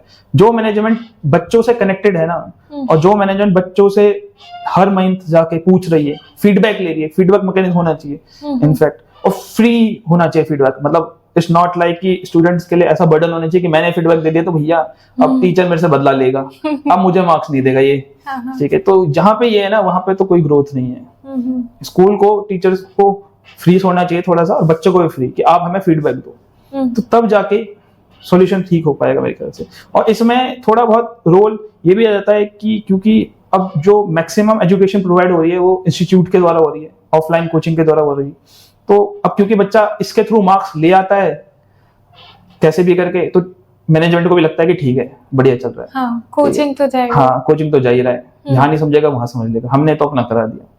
तो काइंड ऑफ बच्चों के लिए ही बर्डन हो रहा है, कहीं ना कहीं फर्क नहीं पड़ रहा सिर्फ पैसे कमाने से। हाँ काइंड ऑफ मतलब मेरे को भी ऐसे ही लगता है। सही है, जो कंपटीशन का प्रेशर बढ़ता है बच्चों पे, कॉम्पिटिटिव एग्जाम भी दे रहे हैं, बोर्ड्स भी दे रहे हैं, तो इससे क्या लगता है आपको कि बहुत लोग ऐसा सोचते हैं कि बच्चे स्ट्रांग होते हैं, हाँ स्ट्रांग हो रहे हैं बच्चे, अननेसेसरी स्ट्रेस में जा रहे हैं? देखो, जो मुझे फील होता है सबसे पहली चीज कि पेरेंट्स को और किसी भी बच्चे को इस एस्पेक्ट में कंपटीशन के खुद से झूठ नहीं बोलना चाहिए। मैंने बहुत सारे पेरेंट्स ऐसे देखे जिनको पता है कि उनका बच्चा नहीं है उतना स्मार्ट, फिर भी 11th में उसको भेज दिया कोचिंग। उससे 11th की बेसिक फिजिक्स नहीं होती, पर वो आकाश या फिर किसी अदर इंस्टीट्यूट में जाके एडवांस फिजिक्स रट रहा है बैठ के, ठीक है। मेरे पे एक स्टूडेंट आती थी आज से 2-3 साल पहले, उसके पेरेंट्स ने उसको जबरदस्ती 11th में डाल दिया आकाश में, वो 3 महीने गई, उसको छोड़ दिया, उसने नहीं आया समझ में। अगर आपका बच्चा इतना स्मार्ट नहीं है और ये आपको रियलाइज है, बच्चे को भी कहीं ना कहीं रियलाइज है, बच्चे को अपनी कैपेबिलिटी पता होता है, ठीक है, तो आप उसको इतना मत पुश करो कि उसको पता ही ना चले, वो वहां जाके बस खाली ब्लैंक बैठ के आ रहा है, बस खाली जस्ट बिकॉज आपने 1-1.5 लाख रुपए दे दिए, उसका बर्डन उसके सर पे है, तो वो जा रहा है बैठ के आ रहा है, ठीक है। तो सबसे पहली चीज मेरे को जो लगता है 11th में तो कोई सेंस ही नहीं बनता है कि आप हर बच्चे को एडवांस फिजिक्स या जेई नीट की प्रिपरेशन देना स्टार्ट कर दो। आप दो, बिल्कुल दो, लेकिन एक बार बच्चे की कैपेबिलिटी चेक कर लो। कई पेरेंट्स को ऐसा लगता है कि मैं भेज दूंगा तो बच्चा कर लेगा। पढ़ना इज नॉट लाइक मजदूरी। जिस बच्चे का दिमाग चलता है उसका चलता ही है, इट्स लाइक अ मैजिक, जिसका चलता है जिसका चलता है, जिसका नहीं चलता ना वो एकदम से नहीं चलेगा। मैजिक नहीं होता इस चीज में, जो चीज समझ में नहीं आती वो नहीं ही आती है फिर वो, क्योंकि जो बच्चा स्लो होता है ना वो काइंड ऑफ बचपन से ही स्लो होता है, उसको स्लो ही चीजें समझ में आएंगी, और जो बच्चा फास्ट है वो फास्ट ही है, इट्स लाइक इनबिल्ट। तो अगर कोई भी पेरेंट अपने से झूठ ना बोले और सोसाइटल प्रेशर पे ना आए कि मेरे को नहीं अपने बच्चे को IIT JEE करवाना है या नीट करवाना है, और बच्चे से बैठ के डिस्कशन करें कि भैया तेरे को समझ में आ भी रहा है, तू जा रहा है, ठीक है, तो मेरे को लगता है इस प्रॉब्लम का सोल्यूशन तब आएगा। आप बेसिक से स्टार्ट करो, जैसे कहीं जाना है तो स्टेप बाय स्टेप आप पहले उसको 11th-12th की बेसिक फिजिक्स पढ़ाओ, ठीक है, उसको छोटे छोटे कॉन्सेप्ट बिल्ड करना सिखाओ ताकि उसका इंटरेस्ट तो जगे। उसके बाद अगर आपका मन है तो 12th के बिटवीन या फिर 12th के बाद आप 1 साल का दे दो गैप। और मैक्सिमम पेरेंट्स का ना ये भी रोल होता है कि हम गैप नहीं देंगे, पता नहीं, मेरे को समझ नहीं आता। आपका ये जो 1 साल का गैप है, मान लो कि आपने नहीं दिया और बच्चे को आपने कहीं से भी पढ़ा दिया, उसका फ्यूचर में कितने साल का गैप बनेगा वो जॉब की, समझ में आ रहा है? ठीक है, अगर वो बच्चे को आप 1 साल का गैप देके आप अच्छी जगह से पढ़वा देते तो जस्ट आफ्टर कॉलेज उसको जॉब मिल जाती। लेकिन क्योंकि आपने स्टिक थे कि नहीं गैप नहीं देना, तो 1 साल आपने बर्बाद नहीं किया, उसने कोई भी कॉलेज से पढ़ा, अब उसके बाद कितना गैप बनने वाला है, बहुत ज्यादा, उसको बहुत ज्यादा टाइम लगेगा एक रियल जॉब पाने के लिए। ठीक है, तो मेरे को नहीं लगता कि 1 साल से कुछ बिगड़ता है। पेरेंट्स को हर चीज को ना स्टेप बाय स्टेप लेके चलना होना चाहिए, उसको अपने बच्चे से पूरी फेमिलियराइज होना पड़ता है। ठीक है, उसको जानना चाहिए कि मेरे बच्चे का लेवल क्या है, ये क्या इतना स्मार्ट है कि हर कॉन्सेप्ट को समझ पाएगा, तब ही उसको कोचिंग के लिए अलाउ करना चाहिए। अगर उसको लग रहा है कि नहीं है तो उसको पहले बिल्ड करो। आपका सपना है IIT कराना, वेरी गुड, कराओ, बट स्टेप बाय स्टेप ना। अगर मैं भी किसी पेरेंट्स को बोल दूं कि नहीं मुझे ना आज समोसा खाना है, समोसा बना के दिखाओ, तो वो ही बोलेगी कैसे कैसे बना दे, हमें तो आता ही नहीं। वो सीखेंगे ना, स्टेप बाय स्टेप सीखेंगे। तो वैसे बच्चे के लिए भी है ना, आप उसको पहले थोड़ा बहुत बताओ तो सही, ठीक है, कि भाई पहले तेरे को ABCD पढ़नी है, फिर उसके बाद थोड़े थोड़े वर्ड बनाने सीखने, फिर सेंटेंस, और फिर जंप लेना है। तो ये जो ऑनलाइन कल्चर है ना, IIT JEE, हर किसी को IIT JEE करना है, ये बिगाड़ रहा है। बच्चा खुद से भी झूठ बोल रहा है, पेरेंट्स भी खुद से झूठ बोल रहे हैं कि जस्ट बिकॉज मैंने इसको कोचिंग में भेज दिया है तो इसका कुछ हो जाएगा। वो पैसा और साल पूरा बर्बाद होगा। और जो मेरे को सबसे वर्स्ट लगता है, क्योंकि मैक्सिमम मैंने देखा है, मेरे पे बहुत सारे बच्चे ऐसे होते हैं जो 12th में आते हैं, 10th में आए थे, 11th में नहीं आए, फिर 12th में आए, 11th में कहाँ गए थे, आकाश। अब 11th का उनको बेसिक्स भी नहीं आते, जस्ट बिकॉज क्योंकि उनके पेरेंट्स ने बहुत ज्यादा पैसा भर दिया था, तो वहां जा रहे थे, बैठ रहे थे, उनको कुछ समझ नहीं आया, तो उनकी 11th की फिजिक्स पूरी छूट चुकी है। अब मेरे पे ये बर्डन है कि मुझे उनको 12th में 11th के बेस भी क्लियर करना है, ठीक है, क्योंकि उन्होंने पहले ये नहीं सोचा। तो ये सबसे वर्स्ट काइंड ऑफ सिचुएशन होती है। यहाँ पे पेरेंट्स और बच्चों को बहुत ही ध्यान से समझने की जरूरत है कि आपको अपने आप को पहचानना है। आपको अगर कोचिंग करनी है तो आप खुद से पूछो अपने बच्चे से, क्या वो इतना स्मार्ट है, क्या उसके 10th में बहुत अच्छे मार्क्स आए थे, और आए थे तो रट के आए थे या समझ के आए थे। आप उसको बैठ के क्वेश्चन सॉल्व करके दिखाओ, क्या वो बहुत जल्दी कैलकुलेशन कर पा रहा है, क्योंकि IIT JEE is not like कि छोटी मोटी चीज है, उसके लिए बहुत ब्रिलियंट माइंड चाहिए होता है, बच्चे की बहुत डेडिकेशन चाहिए। कहीं ना कहीं सर ये होता है कि पेरेंट्स ना बच्चों से नहीं पूछते आपको करना है, हाँ, पेरेंट्स अपना सपना उन पे थोप देते हैं। एग्जैक्टली सोसाइटल प्रेशर की हमको अपने बच्चे को कराना है तो कराना ही है। तो ये चीज गलत है बहुत ज्यादा। जैसे अभी हमने बात की कि ये कंपटीशन के चलते पेरेंट्स ये करा रहे हैं, इसी से रिलेटेड है कि जैसे कि UPSC का मैं बहुत देख रही हूँ कि ऐसे गवर्नमेंट के लिए पेपर निकलवा रहे हैं पेरेंट्स, बहुत ज़्यादा इस चीज़ के लिए भी प्रेशर दे रहे हैं। मैं आजकल अपने आसपास देख ही नहीं रही कि बच्चे कुछ अलग करना चाह रहे हैं, बिल्कुल, अलग फील्ड में जाना चाह रहे हैं। साइंटिस्ट नहीं बनना चाहता कोई बच्चा, मुझे तो लगता है क्यों नहीं बनना चाहते साइंटिस्ट। मैं तो हर बच्चे को कहती हूँ किसी भी फील्ड में जाओ, go and be a scientist. क्यों नहीं करना, क्या प्रॉब्लम आ रही है? मैं हर बच्चे से ये क्वेश्चन करती हूँ, लेकिन किसी को नहीं करना। सबको IAS बनना है मैम, IPS बनना है, मेरे से भी सब बच्चे यही बोलते हैं, एंड उनके पेरेंट्स भी यही चाहते हैं कि वो ये करें। तो इसके लिए सर आप क्या रैट रेस बन चुकी है? रैट रेस नहीं है एक्चुअली ना, इंडिया में ना एक ही चीज वर्क करती है, वो है मार्केटिंग। आपने कैसे चीजों को मार्केटाइज किया हुआ है। IAS IPS लोग इसलिए बनना चाहते हैं क्योंकि इसकी मार्केटिंग बहुत अच्छी है, दिखता है, ये न्यूज में दिखता है, मूवीज में दिखता है, ठीक है, आपके आस पड़ोस में दिखता है। अगर कोई भी बंदा साइंटिस्ट बना हुआ है, पहली बात तो उसको कहीं पे दिखाया नहीं जाता है, किसी न्यूज चैनल में, किसी मूवीज में, ठीक है, उसको नहीं दिखाया जाता, उसको कभी सेलिब्रिटी कल्चर का पार्ट बनाया नहीं जाता, ठीक है, उसको वैनिश कर दिया जाता है। तो जब तक आपने बच्चे को इस चीज से फेमिलियराइज ही नहीं कर पाया कि भैया ये भी फील्ड है, इसमें भी बहुत ग्रोथ है, ठीक है, इसमें भी आप आगे जाके बहुत कुछ कंट्रीब्यूट कर सके हो, तो बच्चे को इस चीज का पता ही नहीं है कि साइंटिस्ट है क्या, ठीक है। तो मार्केटिंग नहीं है इंडिया में, और इंडिया में मार्केटिंग इसलिए नहीं है क्योंकि इंडिया में इस चीज पे ध्यान ही नहीं देता। हमारे पास इतने ब्रिलियंट लोग हैं, लेकिन हर ब्रिलियंट बंदा जिसके पास अच्छी नॉलेज है वो इंडिया को छोड़ना चाहता है, ठीक है। मैक्सिमम हमारे जो नासा में काम करते हैं वो इंडियंस हैं, ठीक है, हाँ। तो बाहर की कंट्रीज में इन साइंटिस्ट की ज्यादा इंपॉर्टेंस है, वो इस चीज को क्या करते हैं, मार्केट करते हैं, वो बताते हैं बच्चों को इस चीज को। इंडिया में नहीं बताते। इंडिया में अगर आप किसी से पूछोगे तो 4-5 डिग्री ही गिनवा देंगे, doctor, engineer, IAS, IPS, police. तो बच्चे को आपको दिखाना पड़ेगा, इस चीज से भी फेमिलराइज कराना पड़ेगा, ठीक है। इसको भी एक सेलिब्रिटी कल्चर का पार्ट बनाना पड़ेगा कि वो बंदा साइंटिस्ट था, उसने देश के लिए ये कंट्रीब्यूट किया, ठीक है। अगर कोई रॉकेट किसी बंदे ने बनाया तो उसको बार बार बुक में दिखाओ, उसको सेलिब्रिटी कल्चर का पार्ट बनाओ, उसको अलग अलग एजुकेशन प्लेटफॉर्म पर दिखाओ, उसके इंटरव्यूज लो, ठीक है। तो तब जाके तो बच्चे को पता चलेगा कि हमारे क्या इंडियंस कर क्या रहे हैं एक्चुअली में। किसी को आइडिया ही नहीं है, क्योंकि कहीं दिखते ही नहीं साइंटिस्ट, वो एक रूम में बंद है, अपनी रिसर्च कर रहे हैं चुपचाप बस। तो इस वजह से मेरे को लगता है कि ना बच्चे को पता ही नहीं है, तो बच्चे को कभी क्यूरियोसिटी होती भी नहीं है।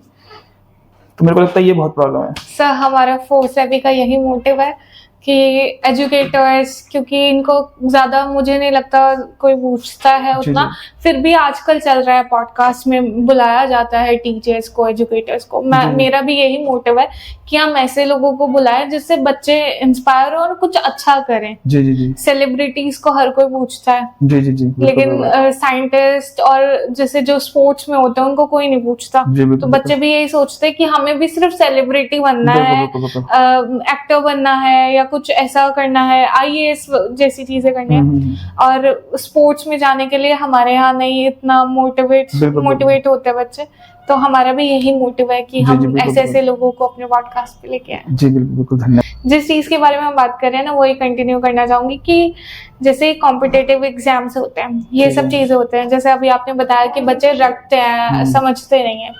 वही मैंने अपनी लाइफ में कुछ चीजें फेस की हैं कि टीचर्स के लिए हो गया स्पेशली, क्योंकि जब मैं पढ़ रही थी तो कई बार ऐसा भी हुआ है कि मैंने अपने टीचर्स को काउंटर कर दिया कि आप ये चीज हमें गलत पढ़ा रहे हो, एंड वो PhD करे हुए थे। ठीक है। तो इसका मतलब उन्हें नॉलेज ही नहीं है, है ना। तो जब मैं एक एवरेज स्टूडेंट मैं ऐसा कर सकती हूँ, तो जो बच्चे अच्छे हैं उनके लिए तो वो बिल्कुल भी सही नहीं है। तो मुझे कहीं ना कहीं ये लगा कि ये जो हमारे कंट्री में होता है कॉम्पिटिटिव एग्जाम्स, हर चीज के लिए एग्जाम्स है, आपको रिसर्च करनी है, मुझे नहीं लगता रिसर्च के लिए कोई भी कॉम्पिटिटिव एग्जाम देना जरूरी है। अगर आपको एग्जाम करके ही उसकी क्वालिफिकेशन एंड उसकी कैपेबिलिटीज देखनी थी तो आप फिर सिर्फ और सिर्फ उसको एडमिशन के टाइम पे एग्जाम्स रखो ना, आप फाइनल्स में क्यों एग्जाम करवा रहे हो, है ना। मेरा ये आस्क सभी लोगों से जो भी एजुकेशन सेक्टर में, कि आप क्यों उस टाइम पे उनको एग्जाम्स करवा रहे हो जब उनके एंड है कॉलेज का या किसी चीज का। एंट्रेंस करके ही कैपेबिलिटीज पता चलेंगी तो तभी करवाओ। अब एक किसी को रिसर्च करनी है, किसी को आगे रिसर्च में जाना है, उसका रिसर्च में अच्छा है, उसको वो एक पर्टिकुलर चीज के बारे में ही और शी इज एक्सपर्ट, लेकिन वो नहीं अच्छा है एग्जाम देने में, तो वो ज्यादातर बच्चे बाहर चले जाते हैं, क्योंकि वहां पे आपको आपकी ये देखते हैं कि आप कैपेबल हो कि नहीं हो रिसर्च करने के लिए। हाँ, तो वो चीजें आपको देखेंगे, आपने कितने रिसर्च पब्लिश किए हैं, क्या करा है। लेकिन यहाँ पे क्या देखेंगे, आपने नेट JRF क्लियर करा है या नहीं करा। तो उस चीज के लिए मैं जानना चाहूंगी कि आपका क्या ओपिनियन है। जैसे अभी टीचर्स के लिए हमने बात करी थी कि आपने बोला था क्वालिटी ऑफ टीचर्स, लेकिन एग्जाम्स तो सब वही पास करके आते हैं। जैसे मैं गवर्नमेंट स्कूल में थी, टीचर्स वर ब्रिलियंट देयर, लेकिन कुछ टीचर्स ऐसे थे जो पढ़ाते थे, समझ ही नहीं आता था क्या पढ़ा रहे हैं, ये लगता था क्यों ये पढ़ा रहे हैं, इनसे अच्छा हम पढ़ा देंगे। तो एक ही एग्जाम क्लियर करके आ रहे हैं लेकिन क्वालिटी नहीं है सब में। तो उसके लिए आपका क्या? देखो, इस चीज का ना आंसर मैं इस तरह से देना चाहूंगा कि फर्स्ट ऑफ ऑल ना, education and teaching are very different field. अगर कोई बंदा वेल क्वालिफाइड है, इसका मतलब ये नहीं है कि वो बहुत अच्छा टीचर बनेगा। Teacher itself a profession. Teaching करना एक प्रोफेशन है जो एजुकेशन से बहुत ज्यादा सेपरेट है। अगर किसी इंडिविजुअल ने बहुत अच्छी पढ़ाई करी, उसके बहुत अच्छे मार्क्स हैं, उसके कॉन्सेप्ट बहुत ज्यादा क्लियर है, और maybe he has done some great research, but that doesn't mean कि वो इस चीज को बता भी पाएगा इजिली, एक्सेसिबली, और मतलब आई मीन टू से कि हर बच्चे के समझ में आए वो चीज। ठीक है, तो टीचिंग इज लाइक कि ये किसी के अंदर ना सीखनी पड़ती है या फिर विद टाइम ग्रो करनी पड़ती है आपको। ठीक है, आपको बच्चों से कनेक्ट करना आना चाहिए। अब ये हर लेवल के लिए अलग अलग होगा। जैसे फॉर एग्जांपल मैं आपको बताता हूँ, अगर कोई बच्चा इनिशियल बिगिनर क्लास में, सेकंड, थर्ड, फोर्थ, तो at that stage you are teacher, but you should also be treat like mother. आपको हर बच्चे को ऐसा मदर भी देखना पड़ेगा कि मेरा बच्चा है, इसकी ग्रोथ मेरी ग्रोथ। आपको उससे बहुत फेमिलियर होना पड़ेगा, एक सॉफ्ट हार्टेडली उसको ट्रीट करना पड़ेगा, उसको बहुत ही मतलब क्या बोलते हैं, उसको पॉजिटिव रीइंफोर्समेंट देनी पड़ेगी, उसको पुश करना पड़ेगा और बेटर परफॉर्म करने की, पर्सनल मोटिवेशन देना पड़ेगा, पर्सनल गाइडेंस देनी पड़ेगी। जैसे जैसे वो बच्चा बड़ा होगा, 7th 8th में आएगा, नाउ इज द टाइम कि अब टीचर को बच्चे के साथ भी रहना है, but at the same time उसको थोड़ा एक डिस्टेंस भी मेंटेन रखना है, क्योंकि आप उसके अगर बहुत ज्यादा क्लोज फ्रेंड बन जाओगे तो फिर वो जो एक रिस्पेक्ट होगी वो काइंड ऑफ कॉन्फ्लिक्ट कर जाएगी। बच्चा हमेशा आपको ऐसा रिस्पेक्ट ही देखना चाहिए एज ए टीचर, तभी वो आपसे सीखना चाहेगा। वो तो आपको ऐसा फ्रेंड भी बनना है, लेकिन उस रिस्पेक्ट का गैप बना के रखना भी बहुत जरूरी है। अब जैसे ही फिर बच्चा 11th 12th में आ रहा है, 9th 10th में आ रहा है, तो तब टीचिंग प्रोफेशन के हिसाब से आपको ये मेक श्योर करना है कि वो बच्चा को हर टॉपिक समझ में आए, क्योंकि यही 9th 10th 11th 12th के कॉन्सेप्ट थोड़े थ्रू आउट द लाइफ इस्तेमाल होने वाले हैं। तो एट दैट टाइम आपको बच्चे से जितने ज्यादा हो सके डाउट पूछने हैं, उसको बार बार पूछना है, समझ में आया, नहीं समझ में आया तो मैं दोबारा समझाता हूँ, कोई बात नहीं। तो ये टीचिंग का ना बेसिक फंडा मुझे लगता है ना कि आज के टाइम पे टीचिंग करने ही उसको चाहिए जो ये एफर्ट्स डालना चाहता है, जो टीचिंग को ऐसा समझता है ना कि मैंने पढ़ा दिया, मेरा काम हो गया, दैट्स इट, क्योंकि मैं एक वेल क्वालिफाइड बंदा हूँ, मैंने कोई रिसर्च करी है, मैंने अपना एक बार बता दिया, जिसके समझ में आया आया, जिसका नहीं आया कोई बात नहीं। तो वो टीचर कामयाब नहीं है। उससे मे भी 5 बच्चे पढ़ लेंगे, लेकिन 50 बच्चे उससे नहीं पढ़ेंगे। अगर कोई टीचर ऐसा है कि क्योंकि मेरी रिस्पॉन्सिबिलिटी है कि मैं क्लास में खड़ा हूँ, तो मेरे को A to Z हर बच्चे का ध्यान रखना है, मेरे को कोई एक बच्चे को भी नहीं छोड़ना। अगर उसको भी समझ में नहीं आया ना, उसको भी समझाना है, भले अलग अलग बैठ के। तो अगर कोई टीचर इस कैपेबल है कि वो अपनी टीचिंग को ना ऐसे टाइम बाउंडेड नहीं समझ रहा कि मैंने 1 घंटे का लेक्चर लेना है, 2 घंटे का नहीं, अगर इसको समझ नहीं आया मैं इसको अलग से बिठाऊंगा। तो टीचिंग प्रोफेशन का मतलब ये है कि आपको बच्चे के डाउट सॉल्व करने, आपको उसके अंदर वो नॉलेज को ट्रांसफर करना है, तब जाके आप बेटर टीचर बनोगे। आपने कोई रिसर्च कर ली, आप बहुत अच्छे मतलब बहुत अच्छी जगह से पढ़ गए हो, बहुत ब्रिलियंट हो, लेकिन आप उसको ट्रांसफर नहीं कर पा रहे। कम्युनिकेशन भी एक स्किल है, बताना भी एक स्किल है, टीचिंग भी एक स्किल है, आप कैसे प्रेजेंट करें वो भी एक स्किल है। तो ये सारी चीजें ना आपको विद टाइम सीखनी पड़ेगी टीचिंग प्रोफेशन में। अगर आप इतने एफर्ट्स मार सकते हो then you are a good teacher. लेकिन आप अगर सिर्फ इस बात में हो कि मैंने अपना लेक्चर दे दिया, ठीक है, मैं अपना निकलता हूं उसके बाद, तो आप एक बेटर टीचर नहीं हो। You may be a very good intelligent person in yourself, but you are not a good teacher, क्योंकि आप उस नॉलेज को ट्रांसफर नहीं कर पाए बच्चे को, हर बच्चे को ट्रांसफर नहीं कर पाए। तो मेरे को लगता है ये गैप की वजह से ही कई बार लोग कॉन्फ्लिक्ट कर जाते हैं कि teaching and education is the same branch. Sir teachers की क्या अप्रोच होनी चाहिए जब वो स्टूडेंट्स को physics as a subject deliver करते हैं? ये तो बहुत सिंपल है, to make it as fun as possible. Fun बनाओ उसको, जितना फन बनाओगे उतना सही। बट ये भी आपको मेक श्योर करना पड़ेगा कि you live in India, India में मार्क्स आर एवरीथिंग। अगर जैसे ही आपने मार्क्स लूज करे ना, आपकी क्रेडिबिलिटी कम हो जाएगी एज ए टीचर। तो मार्क्स तो आपको बच्चों को दिलवाने ही है, ये तो मेक श्योर करना है, बट क्लास में वो बोर ना हो, फिजिक्स को लेके स्पेशली उनको फिजिक्स से जितना अच्छे से होके कनेक्ट करवाओ इन अ फन वे। आप किसी भी रैंडम चीज का एग्जांपल दो, कुछ भी करो, बस उनको फिजिक्स से प्यार होना चाहिए, हर बच्चे को प्यार होना चाहिए। बच्चे को मैथ समझ में नहीं आ रही, लिखना नहीं आ रहा, थ्योरी नहीं आ रही, वो प्रॉब्लम हो सकती है, क्योंकि मे बी उसको बचपन से लिखना नहीं सिखाया, या उसकी कैलकुलेशन वीक है, या वो इंग्लिश को हिंदी में कन्वर्ट नहीं कर सकता। लेकिन उसको इतना इंटरेस्ट जरूर होना चाहिए कि मैं आज क्लास में जाऊंगा तो कुछ नया तो सीख के आऊंगा, मेरे को कुछ नई चीज पता चलेगी, दुनिया के बारे में कुछ एक नई चीज जानूंगा मैं। तो इतना अगर आपने क्यूरियोसिटी जगा दी हर बच्चे के अंदर, तो मेरे को लगता है वो सफिशिएंट है। उसको आप फिर धीरे धीरे स्टेप बाय स्टेप अपग्रेड कर सकते हो। उसकी कैलकुलेशन वीक है, उस पर वर्क करेंगे धीरे धीरे। मैथ्स वीक है, कोई बात नहीं, उस पर वर्क करेंगे। राइटिंग खराब है, कोई बात नहीं, उस पर वर्क करेंगे। But first step is curiosity. आपको फिर इसको फन बनाना है, जितना हो सके बच्चे को लगना चाहिए कि हाँ मजे आ रहे हैं फिजिक्स पढ़ने में, भले लिख नहीं पा रहा हूँ मैं, पर मेरे को समझ में सारी चीजें आ रही हैं। जैसे यहाँ पे एक बच्चा आता है, अब वो थोड़ा सा अच्छे से लिख नहीं पाता है, बट उसको जानने की बड़ी क्यूरियोसिटी रहती है कि सर ये कैसे काम करता है। उसको लिख नहीं पाएगा, उसको क्यूरियोसिटी है। तो अगर आप ये कर पाते हो फिजिक्स के रिगार्डिंग, आप हर बच्चे के अंदर क्यूरियोसिटी जगा पाते हो, तो मेरे को लगता है वो ही सबसे बेस्ट अप्रोच है। स्टूडेंट्स को क्या सजेस्ट करना चाहोगे? किस चीज के रिगार्डिंग? अपनी पढ़ाई, फिजिक्स। एंड ओवरऑल एजुकेशन के लिए? हाँ, देखो पहले से काफी चीजें चेंज हो गई हैं अब। पहले सोशल मीडिया नहीं था, बच्चे तब भी बाहर खेलने जाते थे, बच्चों के तब भी दोस्त होते थे, बच्चे तब भी अपना एंजॉयमेंट ढूंढ लेते थे। आज के टाइम पे भी मेरे को लगता है जो एक चीज बिगड़ी है वो है बैलेंस। बच्चों को राइट बैलेंस करना कोई नहीं सिखा रहा है। मतलब मैं बहुत सारे पेरेंट्स ऐसे मिलता हूँ जो पेरेंट्स बोलते हैं कि नहीं, इसको बिल्कुल ही नहीं चलाने देंगे। अब मे बी पेरेंट्स को लग रहा है बच्चा नहीं चला रहा है social media, but somehow he is able to do that.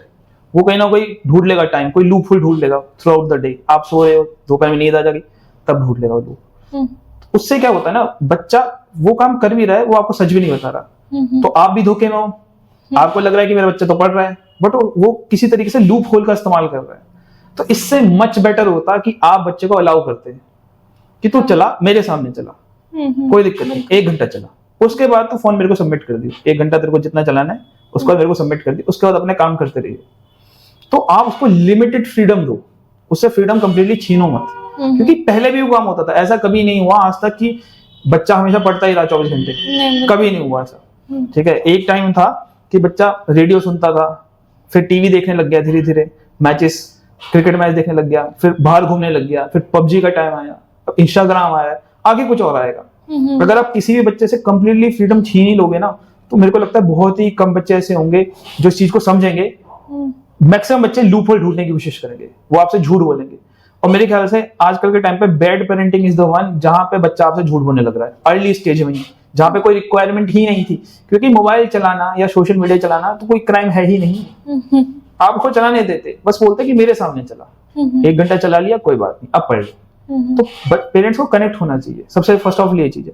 दूसरी चीज, बच्चों को एक बैलेंस ढूंढना चाहिए थ्रू आउट द डे। उनको एक प्रॉपर शेड्यूल बनाना चाहिए, इतना मेरा स्कूल है, इतना मैं एंजॉय करूंगा, इतना मैं पढ़ाई करूंगा, और मेरी कोई पर्सनल हॉबी है तो इसके लिए मैं ये टाइम सेपरेट रखूंगा, may be Sunday, may be Saturday, या कोई भी फेस्टिवल वाला दिन। किसी भी एक चीज को सेक्रीफाइस कंप्लीटली नहीं करना है। ऑल्दो देयर आर स्टूडेंट्स जिनका मतलब काफी अच्छे वो होते हैं, ड्रीम्स होते हैं, वो सेक्रीफाइस करते हैं, बट उनके लिए वो सेक्रीफाइसेस भी नहीं है, फिर वो उनके लिए वो एंजॉयमेंट होता है। जैसे मैंने बहुत सारे बच्चे ऐसे देखे जो एंजॉय करते हैं रात रात भर पढ़ना, उनको फेस्टिवल अच्छा नहीं लगता, वो एंजॉय करते हैं। तो वो बच्चे तो ठीक है, उनके लिए तो कहीं प्रॉब्लम नहीं, क्योंकि वो खुश है उस चीज को करकर। बट कोई बच्चा अगर खुश नहीं है और आप उससे पूरी फ्रीडम छीन लोगे तो वो पढ़ भी नहीं पाएगा। वो आपको लग रहा है वो पढ़ेगा, नहीं पढ़ेगा, वो लूप होल ही ढूंढता रहेगा, वो दिमाग चलाएगा उल्टी सीधी जगह, ठीक है, वो गलत जगह जाकर फंसेगा। तो पेरेंट्स को ना अपने बच्चों के क्लोज होना चाहिए, उनको पर्सनलाइज गाइडेंस देनी चाहिए। वो मेक श्योर करे कि बच्चा झूठ तो ना बोले, बस कनेक्टेड इतना रहे, तो तब मेरे को लगता है कि उनकी पढ़ाई अच्छी हो जाएगी। ठीक है, वो बहुत ज्यादा कुछ गजब नहीं करेगा, बट एटलीस्ट इतना तो कर लेगा कि वो कहीं स्टैंड कर जाए। और अगर आपने उसको झूठ बोलना सिखा दिया फिर तो वो नींव ही खराब हो जाएगी। सर लास्ट क्वेश्चन, अगर इन फ्यूचर कभी आप एजुकेशन मिनिस्टर बनते हो तो ऐसी क्या चीजें हैं जिनको आप बिल्कुल एजुकेशन सिस्टम से हटाना चाहोगे, और ऐसी क्या न्यू पॉलिसीज आप लेके आना चाहोगे? ये तो काफी खतरनाक क्वेश्चन है। इसमें तो बहुत बहुत लूप होल्स हैं, बहुत ज्यादा लूप होल्स हैं। मतलब पूरी एजुकेशन सिस्टम में ही बहुत ज्यादा लूप होल्स हैं। मतलब बहुत ज्यादा चीजें हमें चेंज करनी पड़ेगी, मेरे को जो लगता है। ठीक है, अगर मैं कुछ सोचूंगी तो फर्स्ट ऑफ ऑल कि जो हमारे प्राइमरी स्कूल्स के बच्चे हैं उनके अंदर इंटरेस्ट जगाना पढ़ाई को रिलेटेड, क्राइमिंग वाले एजुकेशन को कम्प्लीटली खत्म कराना। मैं कहीं पढ़ रहा था कि जैसे जापान में है कि कुछ इनिशियल ईयर्स में बच्चे को साइंस फिजिक्स कुछ नहीं पढ़ाई जाती, उसको सिर्फ मॉरल एजुकेशन पढ़ाई जाती है। हाँ जी। और वो मॉरल एजुकेशन इतनी अच्छी पढ़ाई जाती है कि थ्रू आउट द लाइफ उसको पता होता है कि सड़क पे कूड़ा नहीं फेंकना है, कहीं पे भी थूकना नहीं है, ठीक है, बहुत शाउटेडली बात नहीं करनी है। तो जापान में ये चीज को इम्प्लीमेंट किया जाता है सिंस इनिशियल स्टेजेस। तो मेरे को भी लगता है कि फर्स्ट ऑफ ऑल हमारी जो ड्यूटी है वो ये कि इनिशियल स्टेज में बच्चों को हम ये चीज सिखाएं, मॉरल एजुकेशन पे ज्यादा हम ग्रो करें। क्योंकि साइंस तो ऐसा है कि वो आ जाएगी, बच्चा एक बार मेंटली मैच्योर होता है वो बहुत जल्दी सीखता है। उसके बाद भी फिर पढ़ाई को हम इस तरह बनाएं कि बच्चा उस चीज में इंटरेस्ट ले, उसको ऐसा बर्डन ना बनाए, हर बच्चे को थोड़ा बहुत और फोकस से ध्यान दे। तो मेरे को लगता है कि ये चीजें ज्यादा इम्पैक्ट करेगी। अब मेरे एजुकेशन मिनिस्टर बनने से मेरे को नहीं लगता कि कुछ चीजें चेंज होगी जब तक हर टीचर अपनी खुद की जिम्मेदारी नहीं समझेगा। मैं हर जगह, क्योंकि देखो India is a vast country, बहुत सारे लेवल्स हैं यहाँ पे, बहुत सारे लेवल्स। इवन गवर्नमेंट को गवर्न करने के लिए कितने सारे लेवल्स हैं, आप कहाँ कहाँ जाके देखोगे। ठीक है, मैं एक ही टाइम पे हर जगह लेवल नहीं हो पाऊंगा। तो फर्स्ट ऑफ ऑल अगर आपने ना हर इंसान के अंदर ये मॉरल फीलिंग जगा दी क्योंकि मेरी ड्यूटी है तो मुझे करनी है और अच्छे से करनी है, तो ही कुछ चेंज हो सकता है। अगर फॉर्मेलिटी के लिए काम चलने वाला है ना, तो फिर वो कभी चेंज नहीं होगा। तो मेरे तो बनने से कुछ नहीं होगा, हर इंसान के अंदर ये फीलिंग आनी चाहिए, और वो आएगी तभी जब आप उसको मॉरली कनेक्ट करना सिखाओगे कि भैया इस चीज का जो इम्पैक्ट है वो लॉन्ग टर्म में क्या फर्क पड़ेगा। जैसे फॉर जस्ट एग्जांपल, अगर कोई टीचर है और वो किसी ऐसे इलाके में पढ़ा रहा है जहाँ पे इतने ज्यादा एजुकेशन नहीं है, और वो अगर ये सोच रहा है कि मैं इनको पढ़ाऊं ना पढ़ाऊं क्या ही फर्क पड़ता है, क्या ही कर लेंगे, ठीक है, तो अगर वो इससे थोड़ा अलग सोच के देखे कि मे बी मैं इनको बहुत अच्छे से पढ़ा दूं, इतना अच्छे से पढ़ा दूं कि कल को ये अलग अलग कंट्रीज में जाके हमारे इंडिया की ग्रोथ करें, इनमें से कुछ वापस आए, इंडिया में वापस इन्वेस्टमेंट डालें, हमारे ग्रो करें, तो उससे मेरे ही तो बच्चे का फायदा होगा। अगर वो टीचर ऐसा सोचे कि इनके पढ़ने की वजह से इंडिया की ग्रोथ होगी, और इंडिया की अगर ग्रोथ होगी तो मेरा ही तो बच्चा रहेगा इंडिया में, तो मेरी भी ग्रोथ होगी। तो अगर वो किसी तरीके से ना मॉरली कनेक्ट करना सीख जाए, आजकल इंडिया में क्या है कि मेरा तो ठीक हो रहा है ना, कोई बात नहीं, सामने वाले से मुझे क्या मतलब, बिगड़े बिगड़े, तो ये चीज है ना, ऐसा सोसाइटी हमको मार देगी। आज नहीं तो 50 साल बाद हम बहुत ही बुरी पोजीशन में होंगे, ठीक है। अगर हम हर एक इंसान अपनी प्रोफेशनल ड्यूटी बिल्कुल मॉरली भी निभाए, क्योंकि मेरी ड्यूटी है, मेरे को करनी है, अच्छे से करनी है, तो मेरे को लगता है लॉन्ग टर्म में हमें बेनिफिट करेगा, और उस बंदे को भी करेगा। ऐसा नहीं उस बंदे का कोई उसमें बेनिफिट नहीं है, उसने मॉरली कर दिया तो उसके लिए कोई बेनिफिट नहीं होगा, उसकी फ्यूचर जनरेशन उसी कंट्री में रहने वाली है, कल को मेरी फ्यूचर जनरेशन यही कंट्री में रहेगी। अगर मैं प्रॉपर्ली बच्चों पे ध्यान नहीं दूंगा तो इससे इंडिया का ही नुकसान होगा, और इंडिया का नुकसान तो मेरा नुकसान है, ठीक है। तो हर किसी को ना अपनी मॉरली ड्यूटी समझनी पड़ेगी। तो कोई एजुकेशन मिनिस्टर या कोई मैजिक कुछ चेंज नहीं करने, हाँ, ओके। हर बंदे का परसेप्शन, हर बंदे की ड्यूटी वो कैसे फॉलो करता है, वो धीरे धीरे चेंज आएगी, वो भी बहुत टाइम लग जाएगा इस चीज को, ठीक है। तो मेरा तो यही मानना है। Thank you sir. ओके।